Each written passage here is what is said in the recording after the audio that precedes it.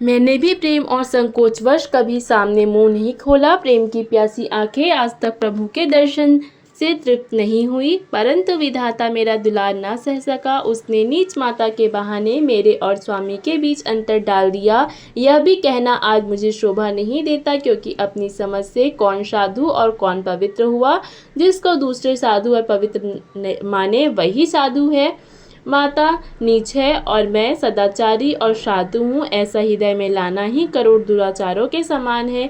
क्या कोदो की बाली उत्तम धान फल सकती है? क्या काली घोंगी मोती उत्पन्न कर सकती है? स्वप्न में किसी को दोष का लेश भी नहीं है।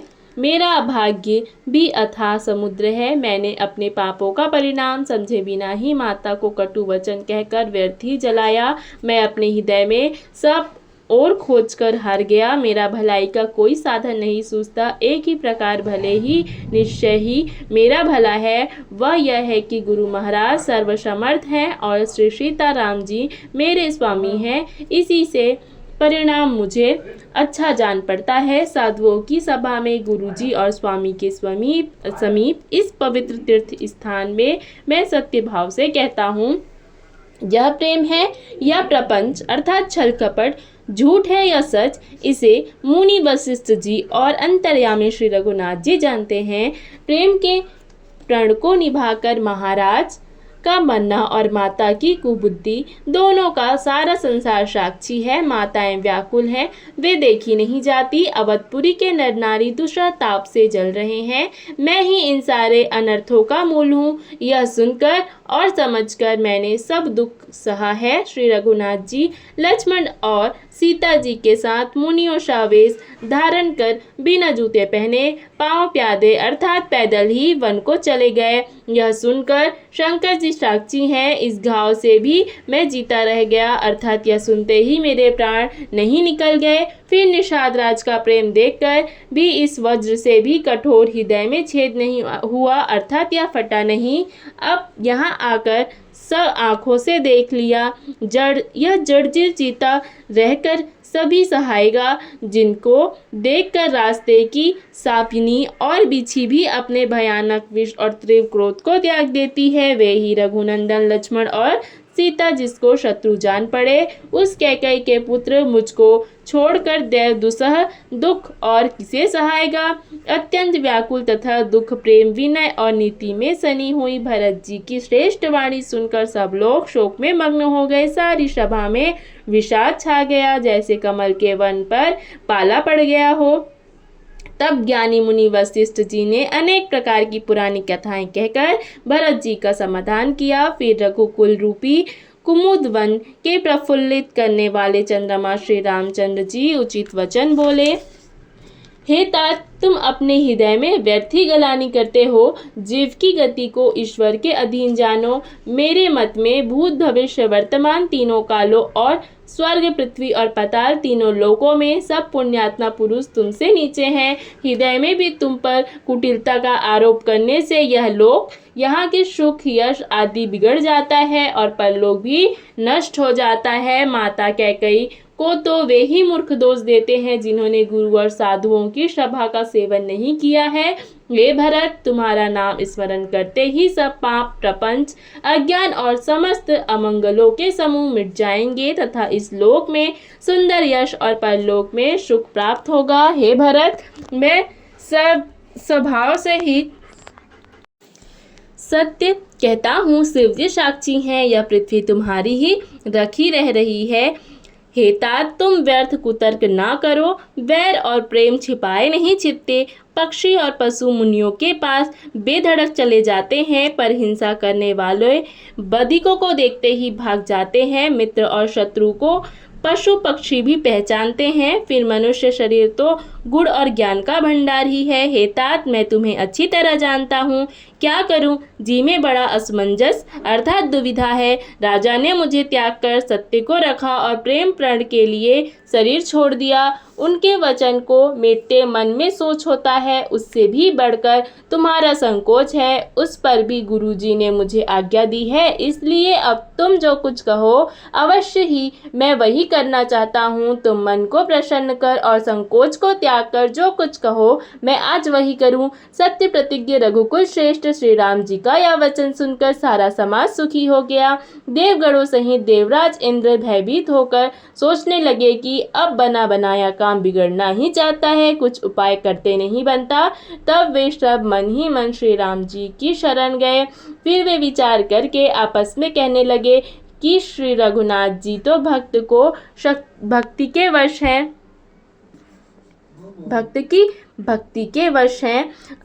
अम्बरीश और दुर्वासा की घटना याद करके तो देवता और इंद्र बिल्कुल ही निराश हो गए। पहले देवताओं ने बहुत समय तक दुख सहे, तब भक्त प्रहलाद ने ही निश्चय भगवान को प्रकट किया। सब देवता परस्पर कानों से लग कर और सिर धुनकर कहते हैं कि अब इस बार देवताओं का काम भरत जी के हाथ है। हे देवताओं, और कोई उपाय नहीं दिखाई देता। श्री राम जी अपने श्रेष्ठ सेवकों की सेवा को मानते हैं, अतएव अपने गुण और शील से श्री राम जी को वश में करने वाले भरत जी का ही सब लोग अपने अपने हृदय में प्रेम सहित स्मरण करो। देवताओं का मत सुनकर देवगुरु बृहस्पति जी ने कहा, अच्छा विचार किया, तुम्हारे बड़े भाग्य हैं। भरत जी के चरणों का प्रेम जगत में समस्त शुभ मंगलों का मूल है। सीतानाथ श्री राम जी के सेवक की सेवा सैकड़ों कामधेनुओं के समान सुंदर है। तुम्हारे मन में भरत जी की भक्ति आई है तो अब सोच छोड़ दो, विधाता ने बात बना दी। हे देवराज, भरत जी का प्रभाव तो देखो।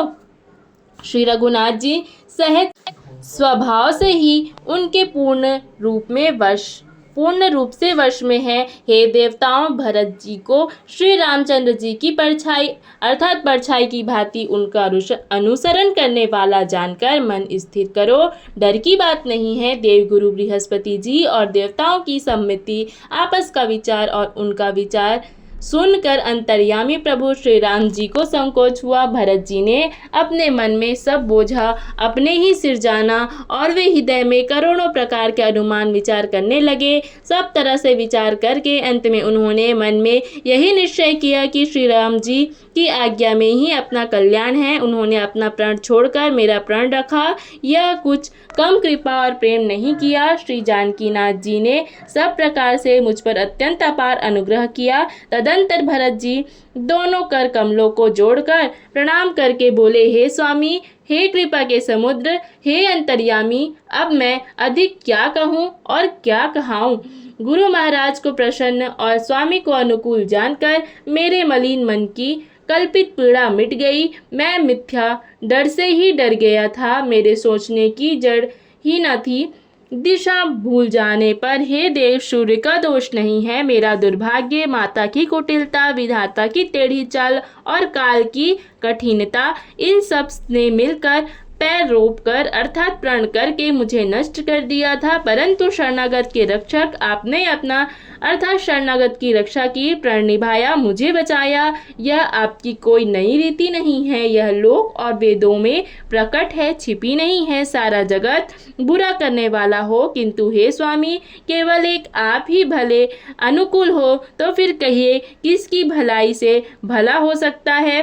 हे देव, आपका स्वभाव कल्प वृक्ष के समान है, वह न कभी किसी के सम्मुख अनुकूल है और न विमुख अर्थात प्रतिकूल है। उस कल्प वृक्ष को पहचान कर जो उसके पास जाए तो उसकी छाया ही सारी चिंताओं का नाश करने वाली है। राजा रंक भले बुरे जगत में सभी उससे मांगते ही मनचाही वस्तु पाते हैं। गुरु और स्वामी का सब प्रकार से प्यार देखकर मेरा क्षोभ मिट गया है, मन में कुछ भी संदेह नहीं रहा। हे दया की खान, अब वही कीजिए जिससे दास के लिए प्रभु के चित्त में क्षोभ अर्थात किसी प्रकार का विचार न हो। जो सेवक स्वामी को संकोच में डालकर अपना भला चाहता है, उसकी बुद्धि नीच है। सेवक का हित तो इसी में है कि वह सब सुखों और लोभों को छोड़कर स्वामी की सेवा ही करे। हे नाथ, आपके लौटने में सभी का स्वार्थ है और आपकी आज्ञा पालन करने में करोड़ों प्रकार से कल्याण है। यही स्वार्थ और परमार्थ का सार निचोड़ है, समस्त पुण्यों का फल और संपूर्ण शुभ गतियों का श्रृंगार है। हे देव, आप मेरी एक प्रार्थना सुनकर फिर जैसा उचित हो वैसा ही कीजिए। राज तिलक की सब सामग्री सजाकर लाई गई है, जो प्रभु का मन माने तो उसे सफल कीजिए। छोटे भाई शत्रुघ्न समेत मुझे वन में भेज दीजिए और अयोध्या लौटकर सबको सनात कीजिए। नहीं तो किसी तरह भी यदि आप अयोध्या जाने को तैयार ना हो तो हे नाथ, लक्ष्मण और शत्रुघ्न दोनों भाइयों को लौटा दीजिए और मैं आपके साथ चलूं, अथवा हम तीनों भाई वन को चले जाएं। और हे रघुनाथ जी, आप श्री सीता जी सहित अयोध्या को लौट जाइए। हे दया सागर, जिस प्रकार से प्रभु का मन प्रसन्न हो वही कीजिए। हे देव, आपने सारा भार जिम्मेवारी मुझ पर रख दिया, पर मुझ में ना तो नीति का विचार है ना धर्म का। मैं तो अपने स्वार्थ के लिए सब बातें कह रहा हूँ। आर्त अर्थात दुखी मनुष्य के चित्त में चेत विवेक नहीं रहता। स्वामी की आज्ञा सुनकर जो उत्तर दे, ऐसे सेवक को देखकर लज्जा भी लजा जाती है। मैं अवगुणों का ऐसा अथाह समुद्र हूँ कि प्रभु को उत्तर दे रहा हूँ, किंतु स्वामी प्रेमवश साधु कहकर मुझे सराहते हैं। हे कृपालु, अब तो वही मुझे भाता है जिससे स्वामी का मन संकोच ना पाए। प्रभु के चरणों की शपथ है, मैं सत्य भाव से कहता हूँ, जगत के कल्याण के लिए एक यही उपाय है। प्रसन्न मन में संकोच त्याग कर प्रभु जिसे जो आज्ञा देंगे उसे सब लोग सिर चढ़ा चढ़ा कर पालन करेंगे और सब उपद्रव और उलझने मिट जाएंगी। भरत जी के पवित्र वचन सुनकर देवता हर्षित हुए और साधु साधु कहकर सराहना करते हुए देवताओं ने फूल बरसाए। अयोध्या निवासी असमंजस के वश हो गए कि देखे अब श्री राम जी क्या कहते हैं। तपस्वी तथा वनवासी लोग मन में परम आनंदित हुए, किंतु संकोची श्री रघुनाथ जी चुप ही रह गए। प्रभु की यह स्थिति अर्थात मौन देखकर सारी सभा सोच में पड़ गई। उसी समय जनक जी के दूत आए। यह सुनकर मुनि वशिष्ठ जी ने उन्हें तुरंत बुलवा लिया। उन्होंने आकर प्रणाम करके श्री रामचंद्र जी को देखा। उनका मुनियों का सा वेश देखकर वे बहुत दुखी हुए। मुनि श्रेष्ठ वशिष्ठ जी ने दूतों से बात पूछी कि राजा जनक का कुशल समाचार कहो। यह सुनकर सकुचाकर पृथ्वी पर मस्तक झुकाकर वे श्रेष्ठ दूत हाथ जोड़कर बोले, हे स्वामी, आपका आदर के साथ पूछना यही है गोसाई कुशल का कारण हो गया। नहीं तो हे नाथ, कुशल क्षेम तो सब कौशलनाथ दशरथ जी के साथ ही चली गई। उनके चले जाने से यो तो सारा जगत ही अनाथ अर्थात स्वामी के बिना असहाय हो गया, किंतु मिथिला और अवध तो विशेष रूप से अनाथ हो गए। अयोध्या नाथ की गति अर्थात दशरथ जी का मरण सुनकर जनकपुर वासी सभी लोग शोकवश बावले हो गए, सुध बुध भूल गए। उस समय जिन्होंने विदेह को अर्थात शोक मग्न देखा, उनमें से किसी को ऐसा न लगा कि उनका विदेह अर्थात देहाभिमान रहित नाम सत्य है, क्योंकि देहाभिमान से शून्य पुरुष को शोक कैसा। रानी की कुचाल सुनकर राजा जनक जी को कुछ सूझना पड़ा, जैसे मणि के बिना सांप को नहीं सूझता। फिर भरत जी को राज्य और श्री रामचंद्र जी का वनवास सुनकर मिथिलेश्वर जनक जी के हृदय में बड़ा दुख हुआ। राजा के ने विद्वानों और मंत्रियों के समाज से पूछा कि विचार कर कहिए, आज इस समय क्या करना उचित है। अयोध्या की दशा समझकर और दोनों प्रकार से असमंजस जानकर चलिए या रहिए, किसी ने कुछ नहीं कहा।